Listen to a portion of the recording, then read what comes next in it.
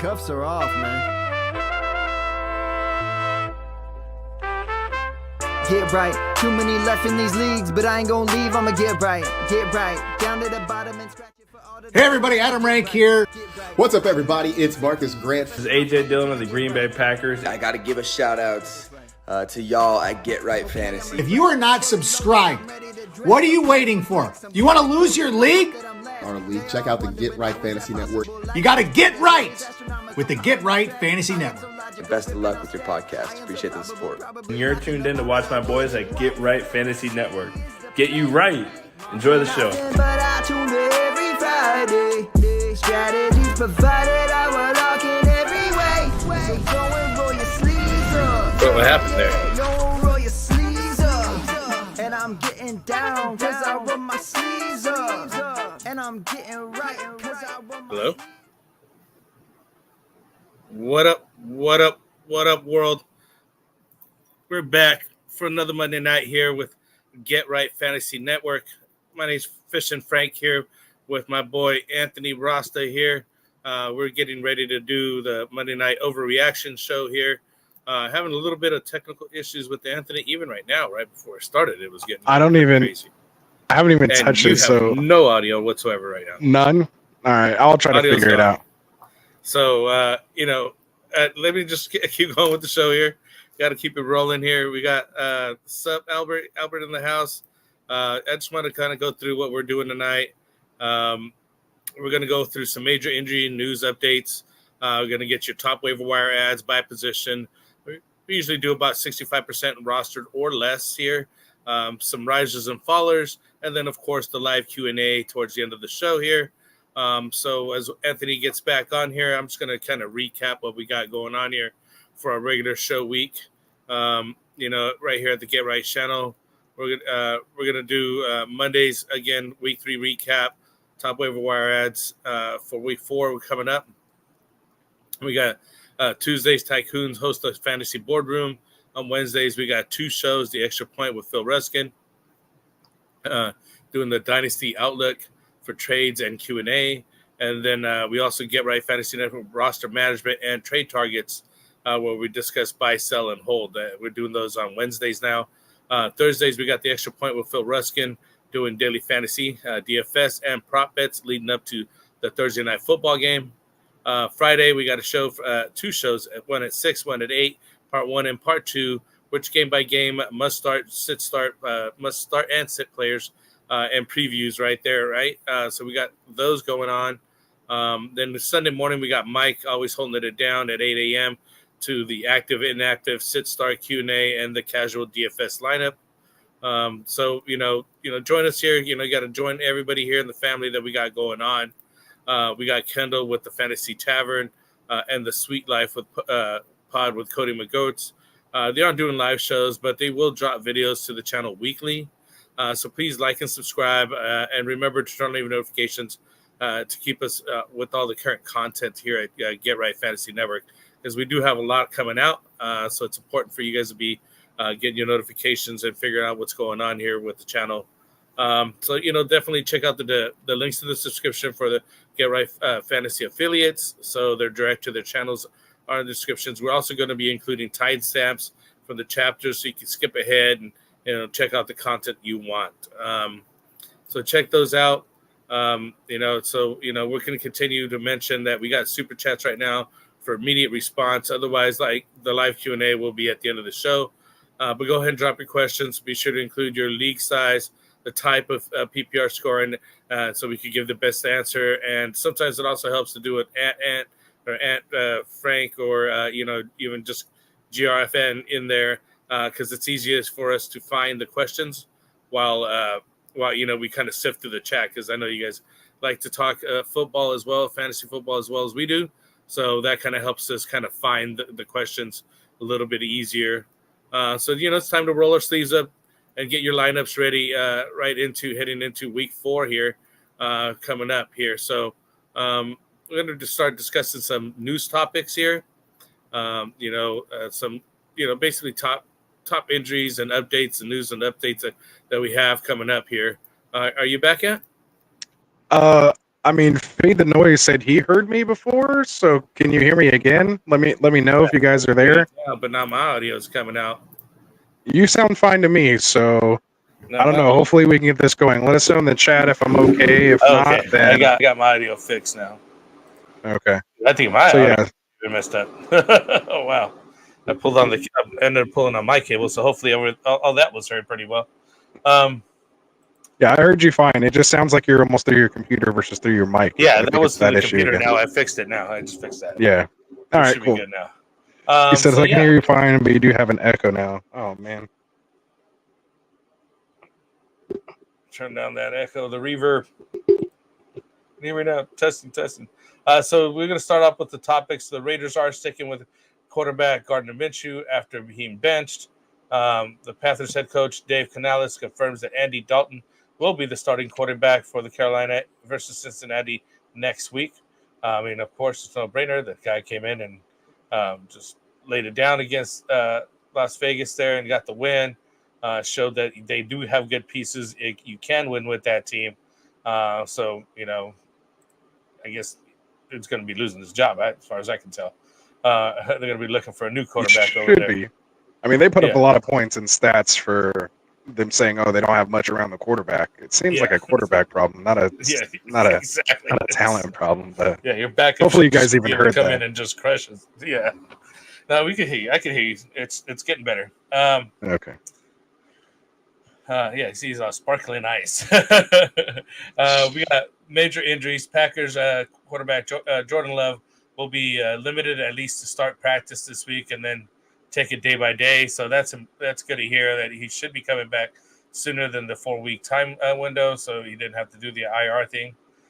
Chargers quarterback Justin Herbert is also dealing with a re-aggravated high ankle injury. X-rays were negative, so you just got to watch for the practice reports. Make sure he's in there. So you should be able to get the start. Vikings quarterback Sam Darnold also had an MRI, revealed that the knee bruise and no structural damage, so another scare. But he came out of there all right as well. Dolphins quarterback Skylar Thompson, chest and ribs, left early, so Miami's basically lost their backup quarterback, so now they're going to go to the third stringer coming up. Eagles wide receiver Devontae Smith is out with a concussion. So he should be in concussion protocol. Let's see how that works out for him when he make the return, if at all next week. If not, maybe he even misses a week. So keep an eye on that. Rams wide receiver Cooper Kupp ankle ruled out already for Sunday. Still no IR. So hopefully they're holding out that he comes back before putting him on IR. And the Cardinals tight end Trey McBride is in concussion protocol again this week also. So another guy that you want to keep an eye out, see if he'd be able to clear concussion protocol before next week's game. If not, he might sit out a game as well. And then lastly, Lions tight end Sam Laporta, low ankle sprain, is considered day-to-day also. So a lot of injuries, a lot of new injuries, some lingering ones that we've had here. So, hey, it is what it is. Now we're getting in the middle of the football here. All in all, not too bad for this week, bad, right? actually. Like, we'll take it. Like, I don't know who else could get hurt, honestly. So, I mean, everyone's already hurt. So, I mean, after a while, I mean, you just can't get hurt again, right? Yeah, so, exactly. Anyway. Just get healthy, stay healthy. I'm surprised you didn't put that one notable up for McCaffrey. He's going to go see Yeah, he's going to Germany. He was already on IR. Yeah. But I'm just saying that thing might be a little longer than that IR, and it may not be just 4 weeks. So I'm trying to. No, they were already saying 6 to 8 weeks when they put him on IR. So that was already the initial. That's already half the fantasy season. So it's pretty much. Yeah. That's crushing to the guys who drafted that dude. Oh my God, didn't even get one game out of him. Yeah, tough. I mean, but if he can come back, and then by the time you have your playoffs and just give you 3 good games in the playoffs, what's that worth to you? If you're still around for the playoffs. Well, I mean, yeah, you have to make do. I mean, at least you knew right out of the gate. So right hopefully you got your right. Yeah, you didn't have to wait and maybe you got Mason week 1 or even before week 1. So hopefully you're one of those guys. Anyway, tell me about like the chats and stuff as we keep getting these messages. We got the super chats going on right now. So if you want your question answered right away, definitely give us a super chat. Otherwise, you'll have to wait till the end of the show to get to live Q&A. But go ahead and drop your question now. Make sure you include the league size, tie, PPR scoring, and also to for us to be able to give the best answer. Also, please put in like at Anthony, at Frank, or at Get Right, so that we can find it easier. Because then as you can see, the chat starts coming in and they start growing, and by the time we get to the live Q&A, we have to sift through a lot of it. So if you want your question read and answered, please do check that out here. You want to go ahead and get started with waiver wire ads, or what are we going on here? Want to do Let's do some risers and fallers, and then also just so you know too, I've learned a couple things. I can star the questions when they come in, so I'm going to kind of play more producer in tonight's show. Unless I get real excited, kind of let you you drive here. No worries. Just with my mic issues. But yeah, so let's get into some risers and fallers, and then I'm actually just star the questions as they come in, and it'll be easier for us to get to. We did that on Friday, and it worked out well. So let me change that to week 3 risers and fallers. Perfect. So let's do it. Start off the bat here. We're going to be starting with QBs. I mean, why not? I have 3 here, and I think some of you have some of the same, maybe not.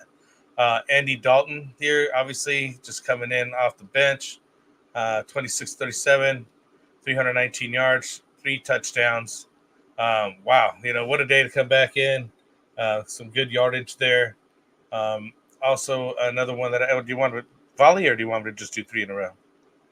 Yeah, I would just give remember last time we just did our top 3 risers, like of all positions. I have it by position just so that's how I process myself on the show sheet. But remember, you're just supposed to pick your top 3 regardless of position. Oh, yeah. And then if we have time, we can do some like honorable mentions. But yeah. Well, there we go. So I'll get another one here. So then we get another top 3 would be Bucky Irving. Like him. Nice. Running back over there, Tampa Bay. And then give you one more is Quentin Johnston over there, still becoming the number 1 over there for the Los Angeles Chargers.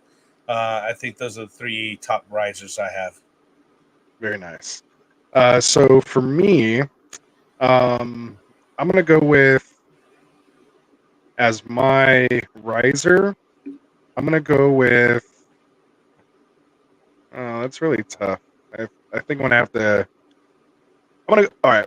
So my number 1 riser man is DK Metcalf. I think he right now is sitting as wide receiver 7 overall. With this new offense with Ryan Grubb, I mean, they're taking shots and throwing this thing down the field. I like what I see there with Metcalf. It's almost like he's turning out to be the guy we always thought he was when we were drafting him. And if he keeps producing like this, he's going to find himself as a top 10, possibly top 5 wide receiver, with how some of these other wide receivers got off to a slow start. We know he plays a lot of the games. He very rarely does miss a game. And because he is so, physical and in such good shape and hard to, bring down, and so fast, you just hope, of course, knock on wood now that I said that, of course, and I'm very invested in DK. But yeah, so he's definitely one of my top risers right now, so I'm going to keep an eye on. If you can make a trade for him, someone might think they're selling high on DK. We'll get into that more on, Wednesday, but that's definitely a name I'm keeping my eye on. Another riser I had, of course, was Bucky Irving. He was one of mine as well, too. But I will actually swing over and go with Zach Charbonnet on the same team with the Seattle team. I think right now with the way Charbonnet has been playing, and if you guys remember, he was one of my hot starts of the week this week. I think I had him ranked like RB11. I think when Ken Walker comes back, there might be a little controversy there. It might be more of a split than what it was before, because he's been doing pretty well. So I'd like to keep my eye on that. And then the other riser that I'll have here is Justin Fields. And I kind of want to co-split that with Justin Fields and Sam Darnold. Sam Darnold looks like the number 1, first-round pick that we thought he should have been. I mean, maybe it does help that he's thrown to a guy named Justin Jefferson. And then on the flip side of that, Justin Fields looked like he's finally matured a little bit, running a competent offense. I think, it really shows with, I think, Tomlin being the coach there. I think that's really made a difference on how he's coaching him up, getting them to understand the game of football and what they want out of him, and having that communication. I also think, of course, Fields probably been humbled a little bit. And I like the way he's commanding this offense with the good defense. He doesn't need to do too much like he was asked to do in Chicago. He just needs to come in, try not to turn the ball over, move the chains, get in scoring position, and the defense will pretty much take care of the rest. So I like what I see out of these two quarterbacks, Justin Fields and Sam Darnold. So I'm going to cheat and sneak a second one in there. But yeah, let's get to some fallers. Who are your top 3 fallers this week? Well, should we start in that order? Let me see. I think one of the top 3 fallers here in QB would be Anthony Richardson for me.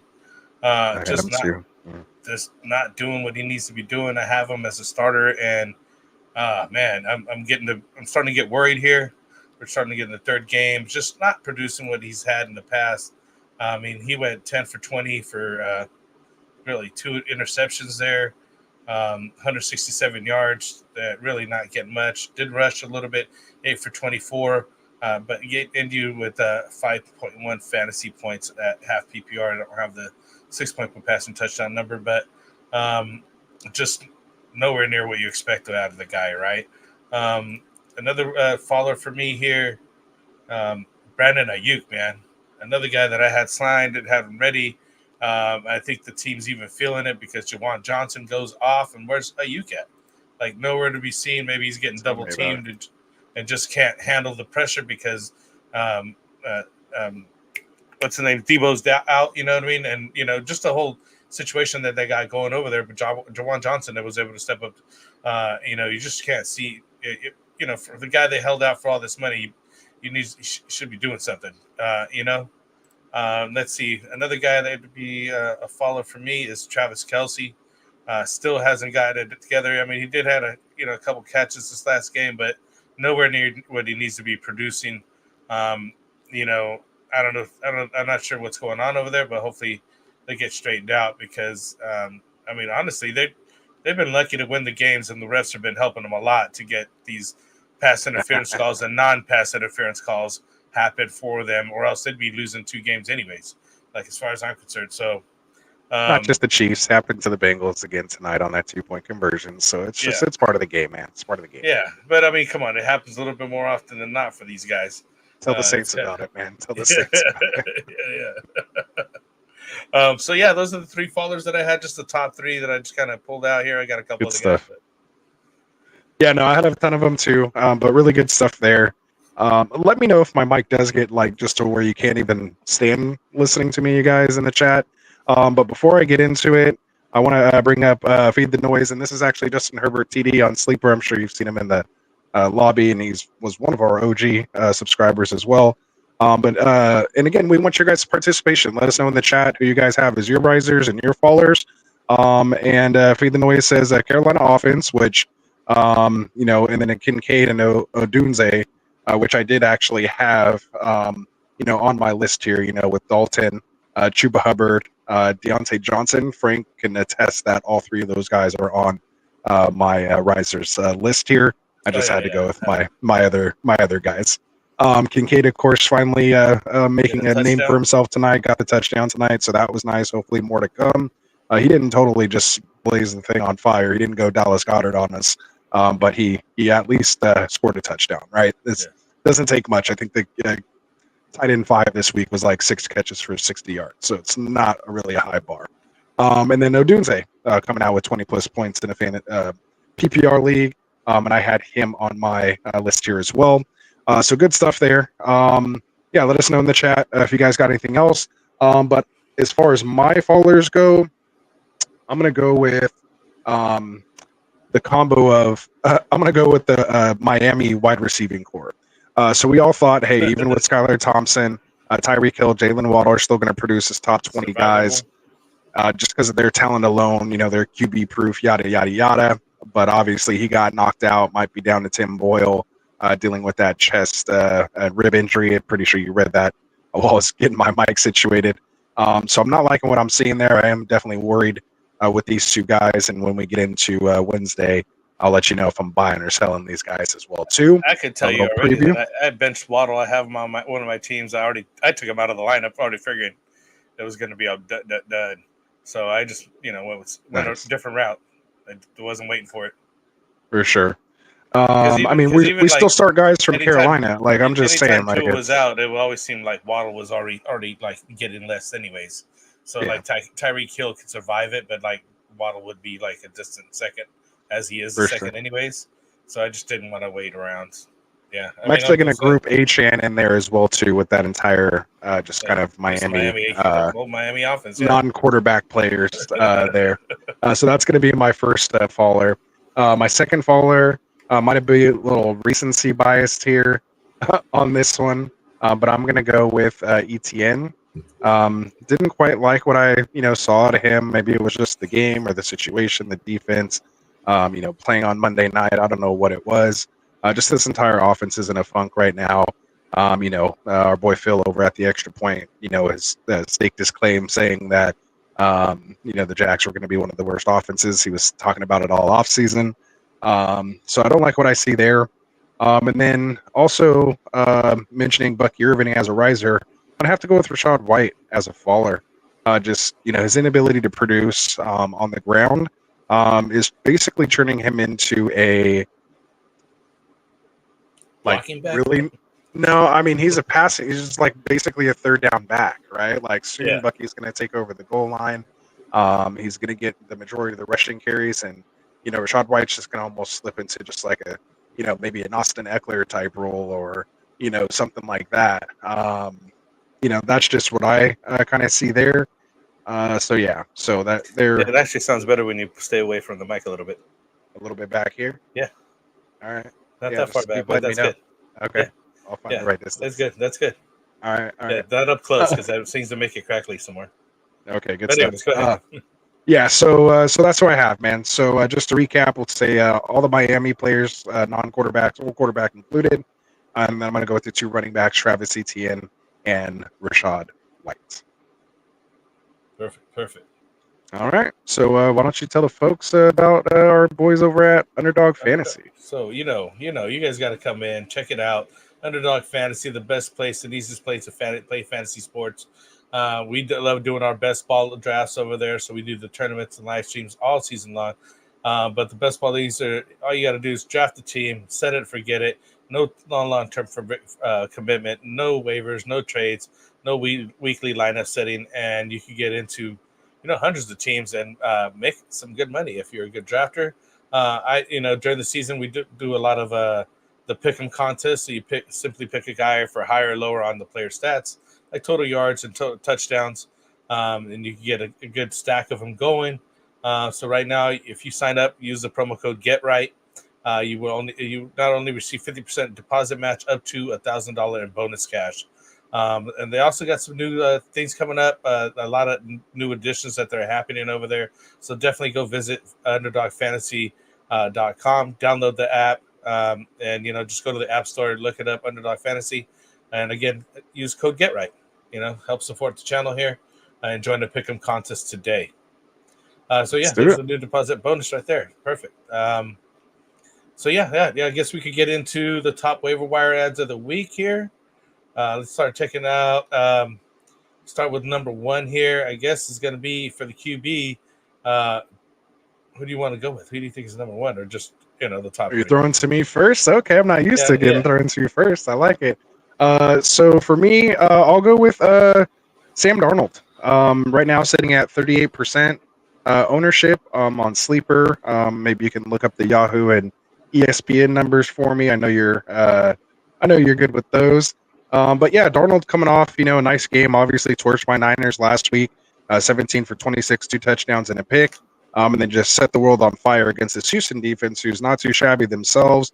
We all thought, when he threw for 2 touchdowns against the Giants week 1, it was a little bit fluky, so to speak. But then comes back against two good defenses and just keeps improving as he's running this offense here. Fairly efficient, again, 17 for 28, 181, but 4 touchdowns against this Houston defense. So you definitely like what you see there. Gets Green Bay, New York Jets, then a bye. Comes back, it's Detroit, Rams, Indy, Jacksonville, Tennessee, Chicago, Arizona, and then Atlanta. And then playoff matchups are at home in Chicago, at Seattle, and then home against Green Bay. So what I like about that is weeks 15 and 17 are played in domes. Green Bay should be a nice shootout week 17. And then week 16 is going to be in Seattle. So you don't have to worry about snow, maybe some rain and wind possibly here on the West Coast. But you're not dealing with any East Coast, weather. So I never thought I'd be saying this, but yeah, especially with no JJ McCarthy, breathing down his neck this year, looks like he's in command of this offense. As I talked about all off season, why I'm so big on Addison, who we might be getting back this week. Yeah. Oh yeah. On top of that, I mean, Jalen Naylor's been, killing it in his stead with 3 touchdowns in 3 games. We'll get to him in a second, I'm sure. But yeah, I mean, I never thought I'd see the day where I'd be saying this, that Sam Darnold was someone who I'm legitimately interested in. Again, like I was saying, Kevin O'Connell, top 4 passing offenses, they're going to throw the ball, and they haven't shied away from it, and they're going to go do it. So, and still a threat on the run, and this defense is a lot better than we thought. Sam Darnold I have as one of my top waiver wire ads this week at 38%. Quarterbacks. He's 29% on Yahoo, 16% on ESPN. And I totally agree with you. I'm so glad I traded for him in Dynasty, although albeit maybe just for 1 year that I'll get out of the guy now. But I think he's made a statement where it's going to be harder for the rookie to come take that job now. Hopefully, he's had a good year before. So let's see how long he can continue this. But kudos to him. He's not that old. Me 27. Like, he could have a legit 7-8 years left in his career.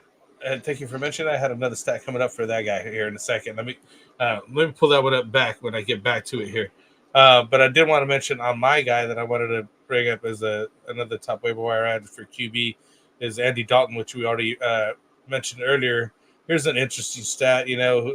He's the only quarterback so far who's thrown 300 passing yards and 3+ touchdowns in a single game. No other quarterback so far in the leagues have done that. And that dude just came off the bench with the Carolina Panthers, who were just basically a dumpster fire happening here. The dude's only 4% on Yahoo, 1% on ESPN. I'm not sure what it is on Sleeper, but I mean, it's low. 7% on Sleeper here. So he's widely available. If you need a guy, he's already got the start next week. I don't see him losing the job till things get much worse than what they had over there. Definitely somebody you can get fired up. So the next guy, I think I'll just go ahead and mention the next guy you have up here listed is Justin Fields. He's been taken over there at Pittsburgh, with the injury over there. So I don't have his numbers. Do you have his numbers up on there? For what, Justin Fields? Fields, yeah. 32 pass attempts is what jumps out at me. 25 completions for 245, a touchdown. Did have the pick. 6 carries for 6 yards. So what that tells me is he's not looking just to run. Again, 32 attempts, 25 completions. Scored you 20.4 PPR points and 6 point per passing touchdown. We know he has that escapability. So if you can see him improve here on the passing, and then add that element as well too, he might be the guy we thought he was. Sometimes you just need that change of scenery, we've seen with Baker.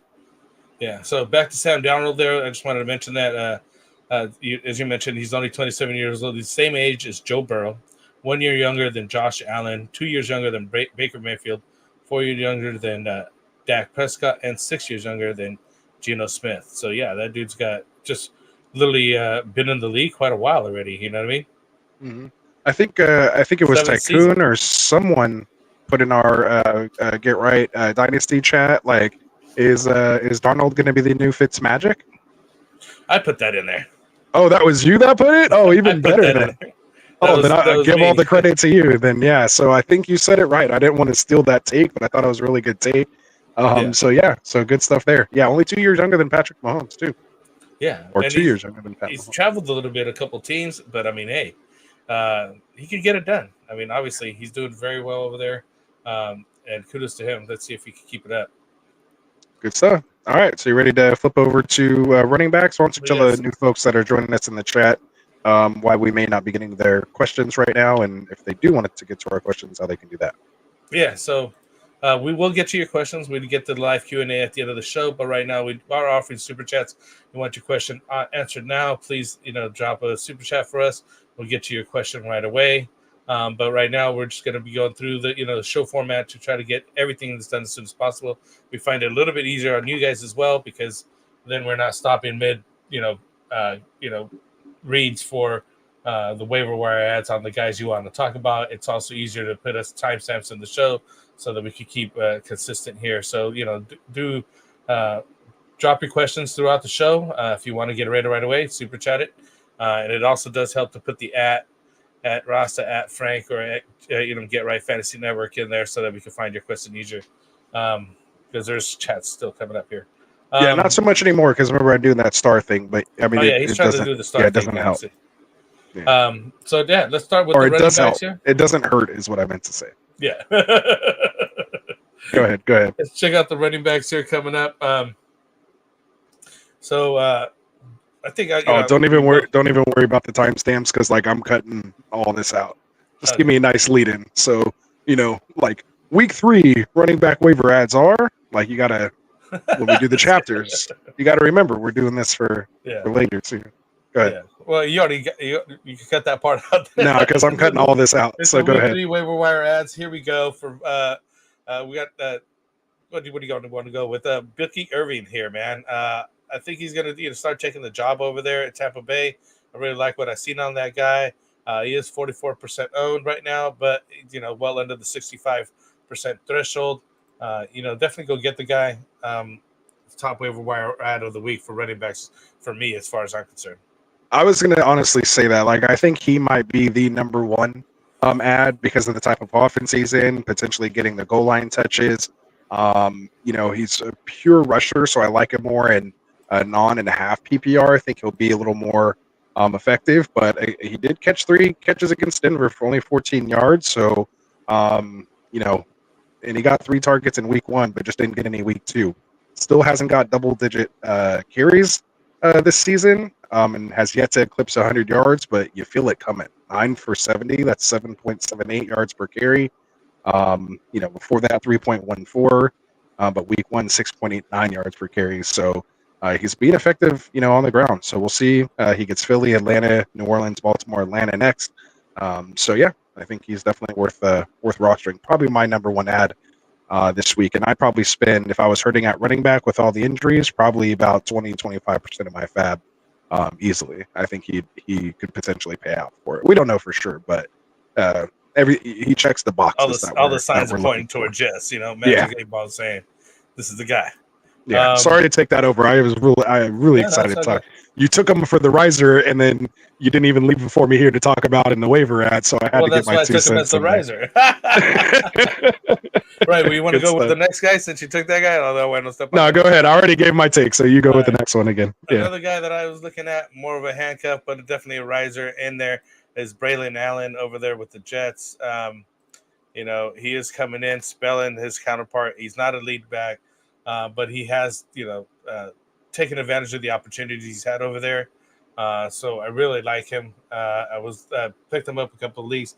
At the very worst, he is a backup handcuff. So you can't go wrong with him. As at that point, if you got the room to hold him on in your lineup right now. But he went 11 for 55 yards. Getting 3 receptions for 3 targets, 13 points there. So he ended up 6.8 this week. Last week he had 17.6. So he is, starting to produce over there, low end RB2 or flex numbers if you want to throw it in that way. But as far as the running backs that have been producing for me, that's almost a starting material at this point. Just somebody that I would like to have on my team. So I'm starting to look for him where I can fit him in. So, who are you thinking, Anthony?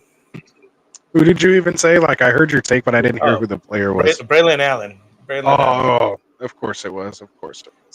I told you. I gave you the opportunity. He's only 36% on Yahoo, 28% on ESPN. He's 46% on Sleeper. So should be widely available in your leagues. Go take a look at him. Yeah, he should be he should be in the 70s or 80s by next week easily. With what we've seen. So I'll go with the guy who I was talking about last week as well. Actually, let me go with the guy on our thumbnail. Let's go with Emmanuel Wilson, man. Only 6% owned here on Sleeper right now. Josh Jacobs, a little funk, this last game. Maybe he's not doing as well with Malik Willis. Good thing is Love looks like he is coming back. But Wilson may have played himself, into a role, obviously with what's his name, Marshawn Lloyd on IR. Yeah, he's Wilson is the RB2 there, really with literally nobody else behind him after that. So I think he will have some potential standalone, type value in a flex spot with bye weeks and things coming up. Especially with Love coming back, and if this offense is, firing on more cylinders, maybe more opportunities will, come from him. Especially maybe if it's like garbage time and just kind of running the clock down, maybe they'll give him more of that versus Jacobs as the older back, so to speak. But at least I think for the next, few weeks, he could, and again, should something happen to Josh Jacobs, he's going to walk right into that, RB1 role on a top offense with their quarterback coming back. So I think you need to take a look at him. I'm not emptying my fab like I would, Bucky Irving or even Braylon Allen, because he's someone else that I'd probably spend about 20-25% of my budget on right now. There's really not too many other like backups and handcuffs less that are going to be available, just because we've had so many injuries already. So I'm not afraid, again, spending about 20-25% if I really need to go get a running back that could have, some, RB2 fantasy potential, but could potentially be the RB1, getting the high value touches in that offense. So yeah, Emmanuel Wilson, go check him out. nice. Should we move on or give more here from this? I'm down to move on because it is getting a little. There's a couple guys on here I don't even want to mention, like Alexander Madison. I know people were talking about. I can't do it. Like it was just Carolina, so I kind of omitted all Raiders players that did well from this list. The thing that is concerning though against Carolina, how come Devontae Adams didn't have like 250 yards and 3 touchdowns? That's my issue there.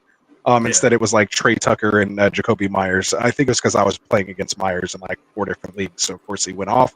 But with that said, I guess I did mention him and give him some time there.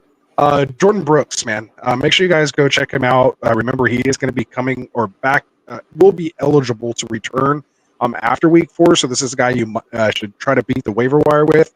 He's technically above our 65% threshold for our waiver ad. But he's only 71% owned. So that means there's still a good number of leagues that still have this guy available, especially with Andy Dalton at the helm right now. We've seen how well this offense wins. Chuba just scored over 20 full PPR points this week. And, Brooks is way better talent-wise and prospect-wise than Chuba Hubbard. So with him there, obviously the Thielen injury, kind of hurts a little bit, but that could be, bigger opportunity for maybe Leggett. Or even Jonathan Mingo, from last year. We all remember him and his name. And so maybe there is some opportunity with Brooks there as they basically start to usher in this new regime with DJ at the helm and the 2 younger guys, Mingo and Leggett. And then, of course, Brooks in the backfield, and then just have the red rifle firing on all cylinders over there. So Jordan Brooks, go beat your waiver wire and go get him because he could be back as soon as week 5. There you go. That's the sneaky one. All the other guys are just pretty much honorable mentions, like Chuba Hubbard, Rashad Johnson. Rashad Johnson's going to be in the, 3-headed monster over there. Who knows what's going on? Swift might be losing that job over there. Yeah, exactly. Alexander Madison, another guy, had a pretty good day. Justice Hill, another guy, had a decent day. But those are really hard to spot start. Alexander Madison kind of making his name for himself over there a little bit, but just not somebody that I'm telling anybody to chase the waiver wire at. If that's more deeper league type guys that, if you have to look for, some guys that are not out there because you got to, everybody else is taken. So we're going to move on here to wide receivers here. Hold on. Before you do that, since you mentioned DeAndre Swift, we've seen his snaps go down from 70 to 66 to 53. They are trying to work him in more with 10, 14, and 13 attempts. But he hasn't eclipsed over 30 yards yet. The last 2 games, he's averaging about 1.3 yards per carry. Not really being a threat in the passing game. Yeah, I've seen 4 and 5 targets the last 2 games, but no more than 24 yards on that as well. Roshan Johnson, who was inactive the first 2 games, comes basically off the practice squad, plays 37% of the snaps, get 8 carries for 30 yards, which is a 3.75 yard average. In the same game, that Swift was only averaging 1.54 yards per carry, and then also got 5 targets in the same game that Swift had 4 targets in, so he out-targeted him, 4 catches for 32 yards.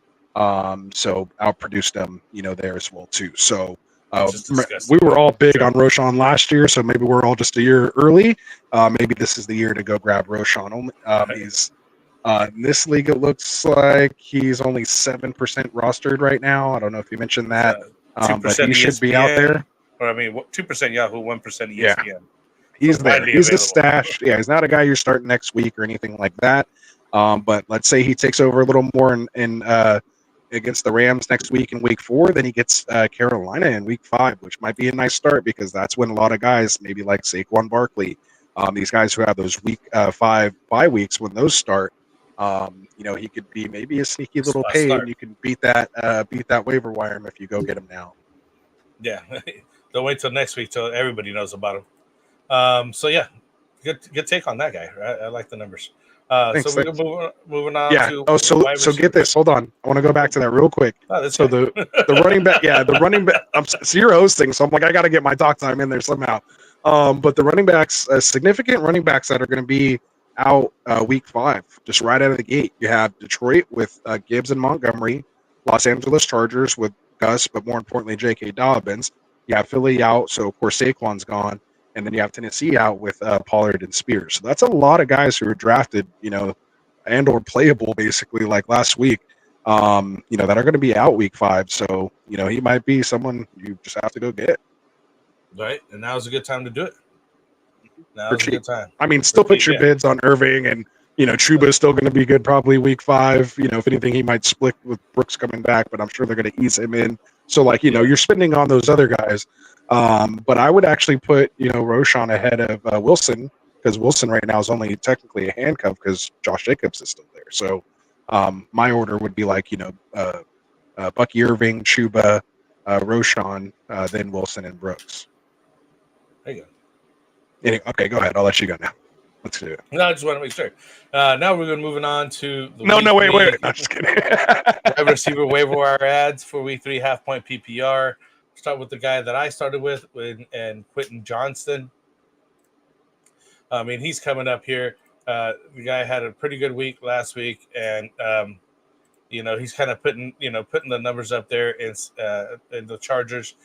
He went 2 for 2 for 44 yards and a touchdown this week. Last week he had 5 for 6, 51 yards and 2 touchdowns. So not the greatest numbers in receiving and targets this last week, but it's there for him. He's obviously getting the touchdowns and the looks at the end zone, which is the important part. And they're facing KC next. Then they finally, get a little bye week. So I figure they're going to be in a shootout with KC, or at least try to catch up, because they're going to be behind there. So that bodes well for him. 45% owned on Yahoo, 43% on ESPN, and 63 in Sleeper. So the other formats are just a little lower. Mostly, I think Sleeper always a little higher because of Dynasty and things like that numbers. So that's why they're so I figured that out. So I realized if I'm in a league that's Dynasty, it gives me the Dynasty ownership. If I'm in a redraft league, it'll give me the redraft. So you had to start changing which. That's why all these ones were actually correct. Oh, okay. Yeah, so they're accurate. I finally figured that out today. Yeah, finally figured that out. Good stuff. Who's your who's number one for you here, or top waiver wire for wide receivers? For sure. And just to add on to the Quentin Johnston, just be aware if Herbert's not in, it's going to be what's his face, Easton Stick. That's going to be out there. So I'm probably going to have to sit him, and then you're going to lose him week 5 as well too. And then if he comes back in week 3 against Denver, he's going to get Pat Surtain. So just kind of be aware of that there might be 3 weeks that he's not playable. So I wouldn't just completely unload your fab if you need him, if you need somebody right away. So just kind of keep that in mind. But again, at 6'4", we know the draft capital and the openings there for someone to take that number 1 job. He's definitely worth the stash. Just again, be careful with your fab, depending on your team build and your needs, right? So just keep aware of that. All right. So I'll go with the other guy on the thumbnail here, Mr. Jalen Naylor. He is looks like 22% owned currently on Sleeper. Has a touchdown in every game so far this year. I'm sure there's some regression coming, and probably not going to be sustainable. But has only had 4 targets, had 3 catches the last 2 games, 31 yards, and then 54 yards the game prior. And again, scored those touchdowns each time. Again, only at 5'11", you wouldn't think, 195 that he has the, red zone, target kind of build or, would be a touchdown type monster. But he's doing it. The thing that gets me excited about him, like maybe he goes away here this next week with Addison coming back. So again, just be wary of that. But I think it might be even still worth stashing him because we've seen Addison come back, re-aggravate that ankle, trying to come back early. And especially if there's a guy playing this well, so to speak, that might be taking his job. He might try to come back a little too early and maybe get re-injured again. And I don't want to have to fight for Naylor again off the waiver wire. So maybe grab him, scoop him up now, stash him.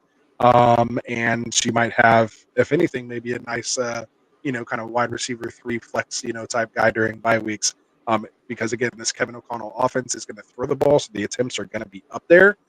So again, on 3 or 4 targets, we've seen what he's capable of to just get you that, double-digit fantasy points for that week. So Jalen Naylor, 22% owned on Sleeper. I don't know on Yahoo and ESPN. But yeah, just again, what's up, man? But yeah, it's still definitely interesting. With Addison coming back, just seeing his production, that's what gets me very excited about Addison coming back. Nice. Yeah, and we are looking forward to him to come back. I got another guy here for you. I've been, I mentioned him last week as a waiver ad. Still continues to be so this week. Darnell Mooney in Atlanta. Last week had 3 for 7. This week was 8 for 8, 66 yards.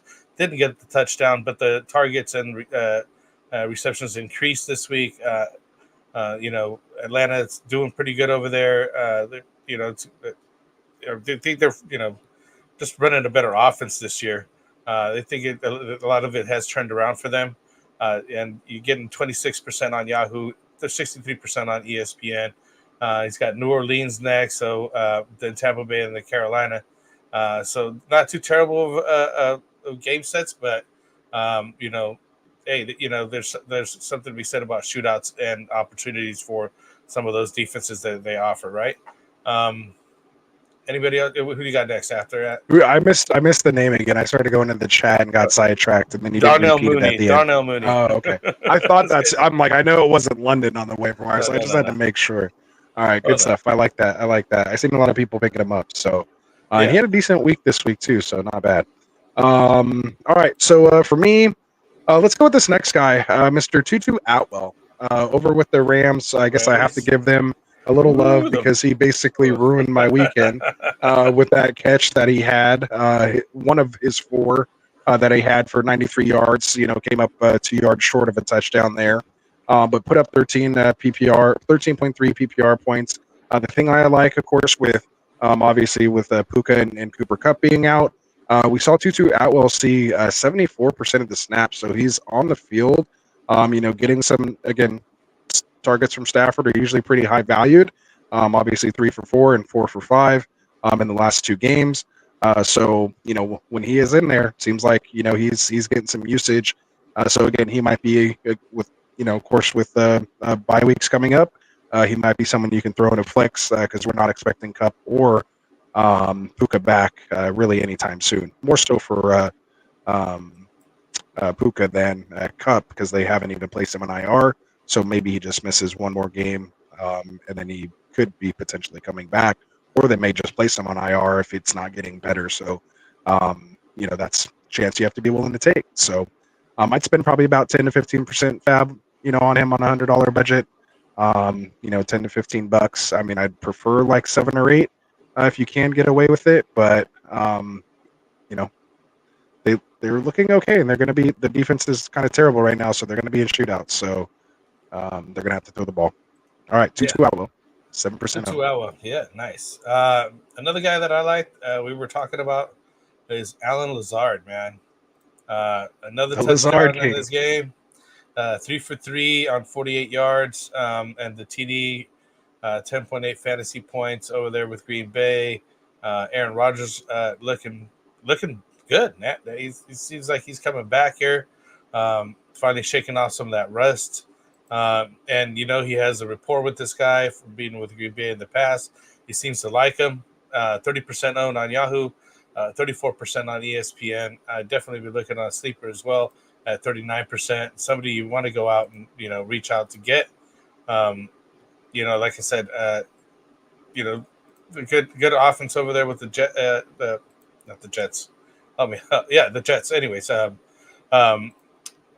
with Aaron Rodgers looking better. I liked how he was running around, man. Like running around, throwing from the pot. Like started to look like Aaron Rodgers of old. I mean, still looks like old Aaron Rodgers at the same time. But to see him moving around like that, seeing that confidence and him being able to move outside the pocket, make those plays, like we've never doubted his arm talent, right?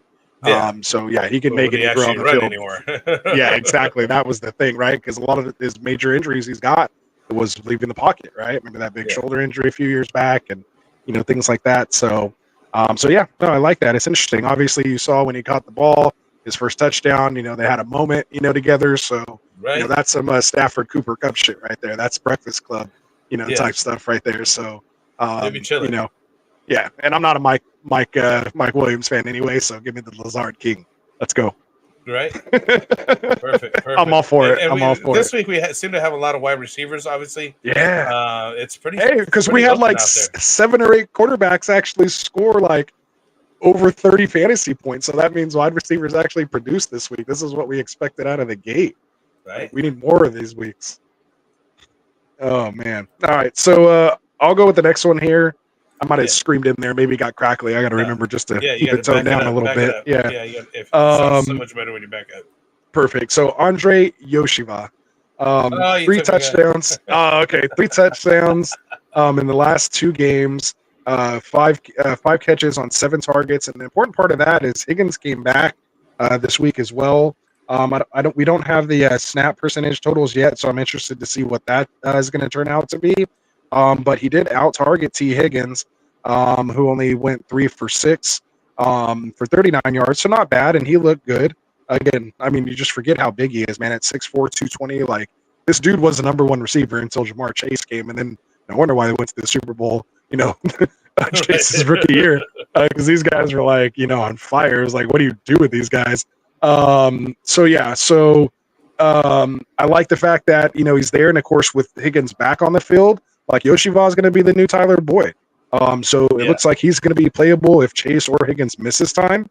Helps him out. Yeah, Bengals defense is depleted right now with so many injuries, and they're just not playing well on the defensive side. I'm still not believing too much in it because it was just Washington. We saw what like Malik Neighbors and Daniel Jones did to Washington. So you could say they almost got him a little better than the Bengals did.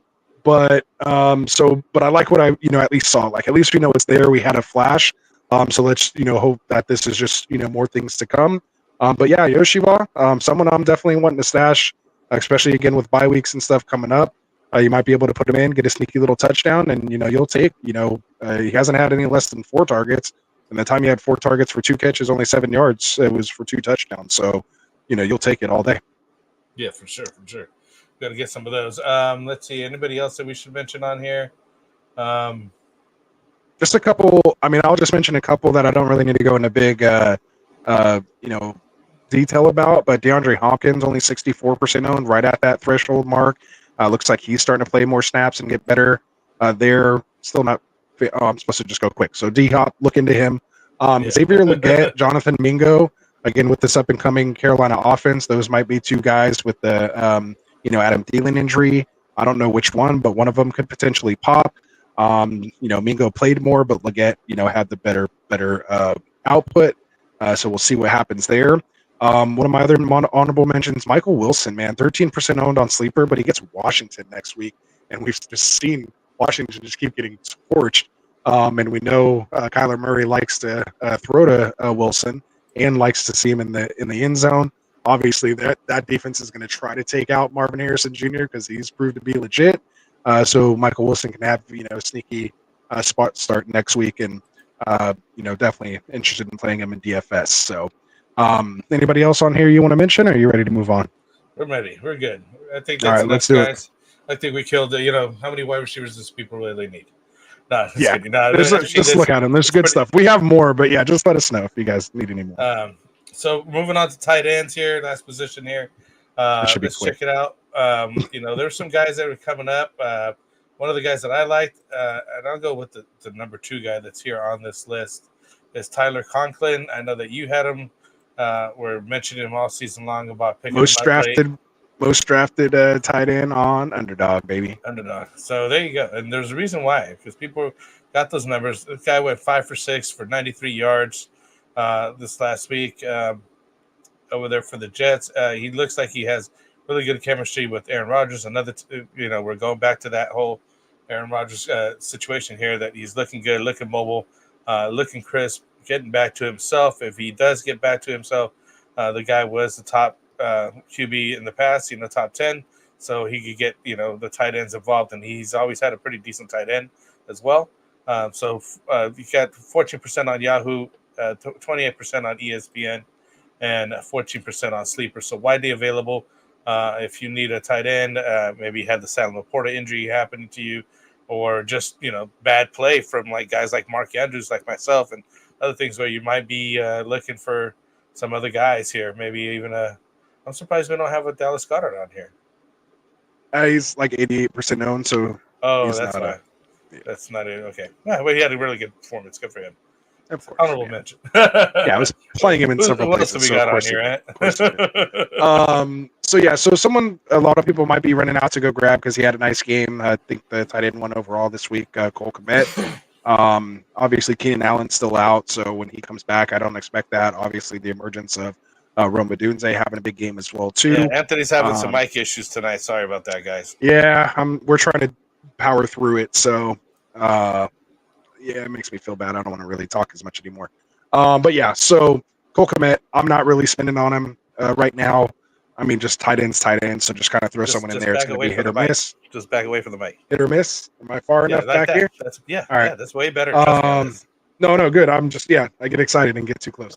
And then the other thing I just want to mention is Eric All, who's 0% owned apparently on Sleeper, and Mike Gesicki, only 46% owned on Sleeper right now.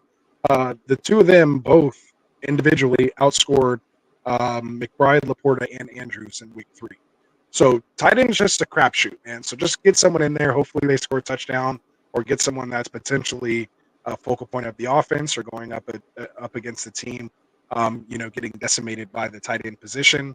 And then of course, like Hunter Henry had a bad game this week, but that's going to happen.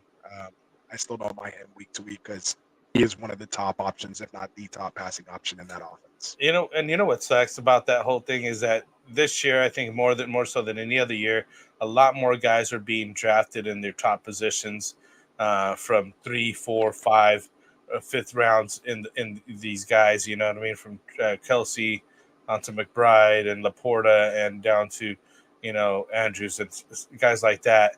And none of them have been paid out, man. It's almost like, man, we should just waited. I know Anthony waited a number of times, and I'm like regretting. I was like, man, I would have been better off with one of these waiver wire ad guys at this point, and just filled that position with another better wide receiver or running back that I could have helped out my team. And I'm probably not fall for it again next year. I'm done with these. Right. Just wait it out, forget it, to see somebody come up and. At this point, it's like, get a couple yards in there that nobody's really distinguishing themselves anymore. I think the air is over for the Kelseys and such.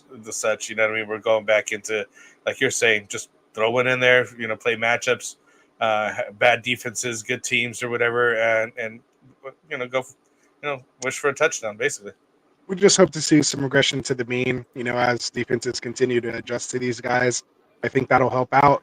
But yeah, for the most part, just throw a guy in there. I'm not worried about it too much.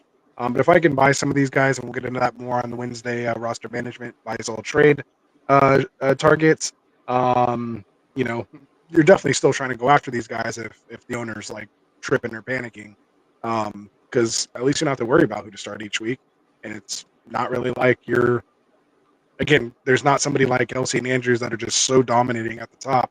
They have to really worry about it. Again, tight end 5 this week, 6 catches for 60 yards, like in full PPR. Like that was it, top 5. Like didn't even score a touchdown. Right?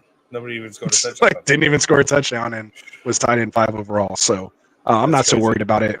We'll have some regression to the mean, sure. So I think that wraps up our top waiver ads tight end or just in general for the week here. So let's get to the part that we're all waiting for and try to get out of here. Back it up. Stay back there. It's because I can't see, so I started leaning forward because I'm trying to find the banner for the Q&A section here. So Q&A is brought to you by Trophy Smack. Our guys it. over here at Trophy Smack, they come up with the chains, the belts, the rings, the trophies. I think Anthony has a nice ring from last year. So go to TrophySmack.com, get a variety of items, fully customizable for your team or your league. And again, use code GETRIGHT at checkout, and that helps support the channel. You know what I mean? So if anybody's interested in getting your swag for your team at the end of the year, your belt, your ring, definitely go check out Trophy Smack and, get your stuff for your league. I think what we did last year, everybody pitched in extra $7, which is nothing, and the winner would get that ring. So, I think we could probably maybe do that in the future once we get around 2,000 subscribers. Probably, I would like to give away a ring or a belt, something like that, to one of the viewers. There it is. Look, he has a nice fancy box, man. That thing's a big old ring, too. It's heavy, guys. It's heavy. Yeah, you can hear that. So it's good quality ring, man. Again, just add $7 to your league, and the winner could get a nice fancy ring for bragging rights, and just to show off, man. And it would nice to be having multiple hardware later on. So again, check out TrophySmack.com and use code GETRIGHT. So we're gonna go ahead and get started with the live Q&A. Work our way backwards, check things out, and then come back and see where we're at. And For sure. close out the show. So yeah, we're right here at the 1 hour mark. Perfect timing. Yep. Let's get it taken care of. Go ahead, read it off since my mic sucks. So we got Joe Kingsley tonight here. I don't think I've remember seeing that name before, but welcome to the show. Please give us a like and subscribe. I don't trust my QBs, so I'm going to try it for Sam Darnold or Baker off of waivers. Who do I drop? I have Richardson, Caleb, Tajay Spears, and Jalen Warren. I would drop. Quick answer for me is Jalen Warren. Yeah, that's what I was to say. The same guy, Jalen Warren. But I also don't like carrying 3 quarterbacks in a 1 QB league. So if push came to shove, I would try to trade Caleb first right now, like tomorrow before waivers run. Try to sell him. Not even like high, just try to get something in depth piece, Braylon Allen or RB, someone like that. Yeah, wide receiver 3, anyone really. Something. Yeah, just flip the position into a non-QB, and then depending on who you get, I think Warren and Spears are potentially droppable. Warren doesn't look like he's able to be a standalone even flex player at this point. Just Arthur Smith, man. We should have known. Just stay away from Arthur Smith offenses. Yeah, we should have known better. I tried. And Anthony Richardson would maybe come back later on, so I would definitely hold on to him. You can't drop him. You can't drop him. So hold on. Wait it out with him. Caleb's the one you can move on. Just not showing it at all. I don't think anyone's rushing to go grab Caleb. Yeah, if you drop him, he'll sit there. So don't worry about that. First part of the question: who are you taking? Sam Darnold or Baker? Yeah. I'll go Baker first, then Sam. I think so too. But I don't know, man. With Addison back and this defense, it might be Sam time, man. And he's looking good, man. He's looking good. The fact that the Minnesota defense does look so good is probably why I'd rather go with Tampa, since they are a little banged up. Vita Vea, they have injuries in the secondary, and we saw what happened this week. So they're going to have to pass. So I'll take Baker. Shake and bake. You're going to have some down games, but he'll hit you a nice little ceiling every once in a while. There you go. But I do like Darnold. I don't think you go wrong with either way. Take your favorite guy. Yeah. All right. Fade the noise. This was just him saying he changed his name because he was mad at the team that let Herbert play. He should have just sat him. That's why I mentioned that. Or I don't know if I did mention it when we were talking about QJ, but they get KC next week. You were talking about them having a shootout. If they sit Justin Herbert, it would be the smartest thing to do because they're going to sit him. He'll miss 1 game, but get 2 weeks to recover because of the bye week. And they just bring him back after that. So that's what they should have done. They should have just gave him this week, next week, and the bye, and really got him back because, again, it is a high ankle, and he could have just got set back for multiple weeks now. So I agree with you there. Fade the noise. All right, go ahead. We got Nino Pena here. I know he's a regular here. I'll wait to the end. Thank you. Appreciate that. Would you guys be against sending Devontae, Pickens, James Conner. For Nico Collins, Trey McBride, and Brian Thomas. Current tight end is Pat Freiermuth. So you're sending Devontae, Pickens, and James Conner for Nico McBride and Brian Thomas. I would send that. I don't know if he's going to accept it, but I don't think it's like I mean, if I had that, I'm not taking that trade, on my side of it, unless like I really, really need a running back, and that's the only way to get one. But Collins is his wide receiver 1. It's not going to downgrade to Adams. McBride, he's giving up McBride basically for nothing. Pickens really hasn't had that boom game that you could really kind of sell high quite on him yet. Some potential. James Conner had a down game too, so it's like you're selling low on all these guys. Yeah, and then if Conner had another 20-point game, then maybe you have a little more stand there with McBride kind of having a down game. And so Brian I still like Thomas Brian is Thomas up and coming. Nico Collins is solid. McBride will come back. So Collins and I McBride wouldn't accept top it. 2 Yeah, players would you in this be? deal. So would you against sending it? I don't think there's nothing wrong with you sending it. Yeah, send Shoot it. I just shoot it. The guy takes it, or you're a winner. Yeah, I think so for sure. Shoot it always. For sure. Try to work. No.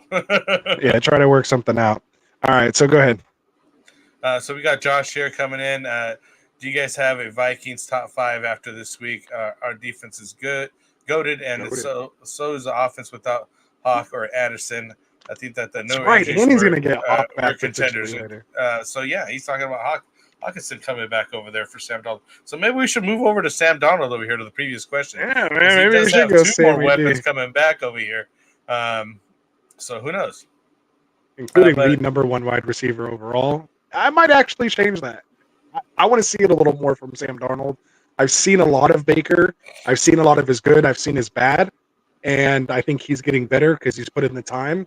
Like Darnold's still just kind of getting another regular starting time, this could be like his people giving Baker an opportunity, and it does help to have the number 1 reps and be the starter and have those ups and downs, which Baker has had. So, I think I think we kind of talked about this actually. Donald's we were kind of talking about it. He's not a young buck, seventh season. So, I mean, he's but he hasn't played much of that time. Yeah, and when he did, it was awful with the Jets, and then sat forever, and then back up at the Niners. Maybe learned how to win playing with the Niners, and what people who do make it to the Super Bowl, like what they do, their offseason, how they prep. That's important. Like those kind of things are important to be around winners. I'm not just trying to like take a shot. I mean, just any winners, like anyone who's a playoff caliber team, like he'd never experienced that really before. So I think that's a huge. I totally agree with you. That makes a big difference being around winners and how they prepare, and that rubs off on you because it's not just we're here collecting our paycheck. Like that's how it be when everyone knows they're gonna lose. 2-12. Like these guys are winning, man. Like they're trying to win a Super Bowl, and to be around that intensity and practice and everything like that. He was running scout team against our number 1 offense, right? So like he was, that's why he was able to dice him up. That's why he was able to dice him up. He already had the scouting report. Anyway, go ahead. Go ahead. Oops. You go. Hands up. Go ahead. The Costa Zen here. My league gives you 4 bench spots, and I have Burrow as my QB, but Daniels is on waivers. Should I claim it? I guess as I imagine this is a 1 QB league. Like Anthony said, he doesn't hold 2 QBs. I wouldn't hold 2 QBs either, especially with only 4 bench spots. You probably need a running back or wide receiver as a bench guy. That's more of a block. That's more of a blocky move than anything, because the other wide receivers and running backs are going to be injured or go down or have a bye week on you more. You only need you just got to ride with your quarterback.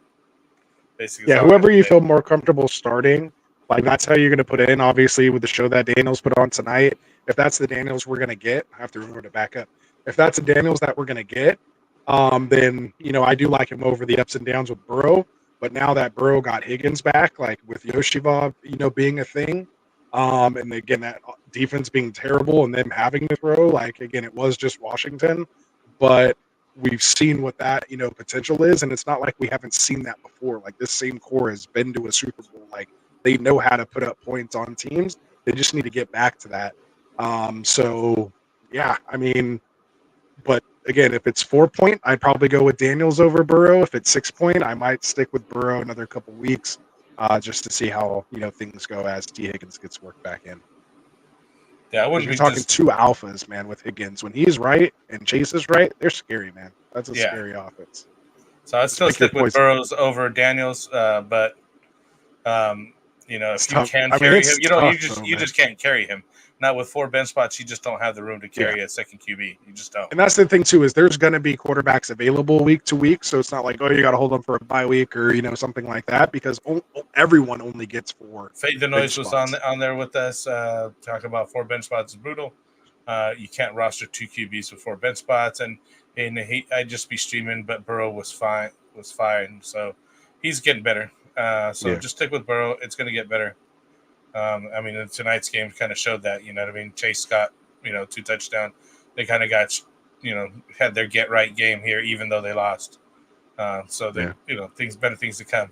So we got Victor Martinez here. Go ahead. Sorry. We got Victor Martinez here.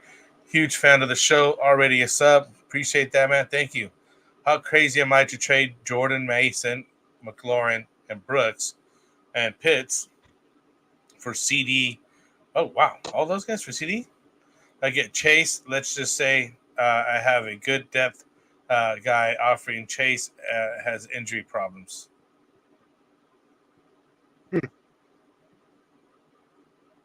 So he's trading Jordan Mason, Terry McLaurin, Jonathan Brooks, and Kyle Pitts for Chase. I mean, if it's like a 10-point league or 10-man league where you're trying to like just completely get the top guys in the spot, I mean, it sucks that it didn't suck because I needed Chase to have a big game tonight to actually beat you this week, thankfully. Yeah, right. Yeah, he did. This guy. Like you were like literally my only 2 wins this week. You know what's terrible offense. is I literally had the same combo or similar to the combo in a different league where I had Allen and Chase go off to win me that league. So whatever, know what I mean? It's like it's the problem of playing in multiple leagues. Yeah. It's like he's killing. See what happens when the dust settles. You just want everyone to score points. That's how I feel. Yeah. But yeah, so I think it's a little much, right? It's a little much for just Chase. I mean, obviously you're opening up some bench spots, so it just depends on who you're picking up off the waiver wire to kind of replace those guys. Obviously, I'd ask for a little bit in return, like maybe not any other starters. Like you said, his team's pretty has injury problems right now. So maybe you can, get a couple pieces back, some lotto tickets, guys who might, produce later, or maybe, take like Brooks, out of the pull Brooks deal. back. That's exactly the same thing I was going to say. Pull Brooks back at least. And start there. If you really need to, then maybe if you like, I've always said, if you can get Chase like without completely depleting your starters, then I'm all for that. Like I'm just to me maximize the amount of points you can get in one spot. He's good depth, so he's not worried about it. So I would just say pull Brooks back or get some other guy in return and pull the trigger on that if you could get it done. And it sounds like the other guy's probably motivated. So moving on, we got Cloudy Plays. Hold on. I don't want to miss this again, man. We're only a few minutes late, but we got a super chat in the house from our boy Nino. What's up? So I just looked. I was like, we got to make sure we don't miss the super chat again. So Nino, appreciate it, man. He says, he countered Javonte Williams instead of BTJ. So that was for his offer up top, where he said Devontae Pickens, James Conner for Collins McBride, and instead of BTJ, he wants to give you Javonte Williams. The 2 pieces I want in that deal are Collins and McBride anyway. Like BTJ is just kind of like a bench guy, so I'm not even the biggest Javonte Williams fan. But the fact that you're at least getting a running back, if you want to call on that, and you're giving up Conner, I actually think that's a better package. Like to tell you the truth. So yeah, take it, man. I mean, I would do that, especially if you counter it to you. He's willing to give Collins and McBride. Like, do that before he changes his mind. In my opinion. Yeah. What about you? Javonte Williams is a faller over there in Denver, but he's still a piece. You got some other guys just kind of taking, just doing better than he is over there in Denver. If that's the cost of doing business, then business. Consider it paid. Exactly. I'll pick up the tab and leave the tip on this one. So that's how I look he at says, that. or Ty Chandler, my choice. So take Ty Ooh, Chandler. get Chandler. Yeah, all day. Good stuff. Yeah, don't accept it. Ty Chandler. Yeah, Sorry. Ty Chandler. For Sorry. sure. For sure. I just wanted to throw that in there. Yeah, good catch, man. Good catch. Yeah. So there we go. So we didn't miss any other ones, right? Everything else is starred.